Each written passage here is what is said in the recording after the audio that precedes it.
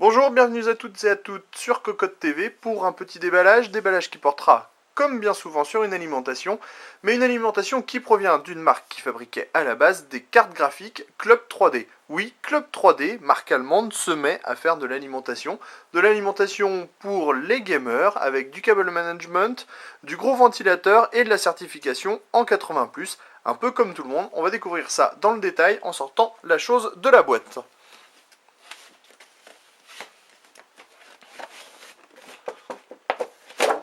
Au moins, on voit que c'est du Club 3D, c'est marqué dessus.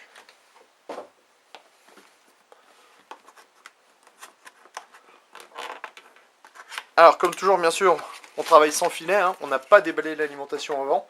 On découvre en même temps que vous, ça c'est du vrai déballage. On trouve une petite notice qu'on vende ses bises, bien sûr. Une deuxième petite notice qui vous explique pas grand chose et pas dans notre langue. On vend ses bises aussi. Une petite poche pour ranger vos câbles. Ce qui est dommage, c'est que les câbles ne soient pas rangés dedans directement. Ça aurait pu nous simplifier un peu la vie. On va vendre ses bisées aussi. Au niveau de la connectique, on a des câbles gainés. Bon gainage, bien serré. Par contre, c'est pas collé au niveau de la gaine thermo. On sait que c'est que chez Seasonic et chez Thermaltake et encore chez Corsair qu'on trouve cette façon de faire. Premier câble, on a deux câbles d'alimentation Molex plus un floppy. Deuxième câble, on a 3 SATA. 3 SATA de nouveau.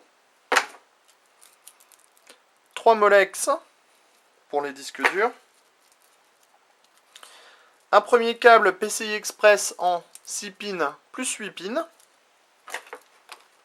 Un deuxième câble d'alimentation 8 pins plus 8 pins.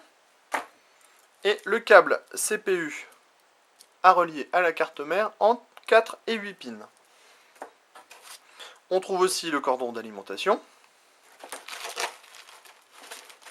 Et enfin notre bloc d'alimentation lui-même, protégé dans sa petite housse.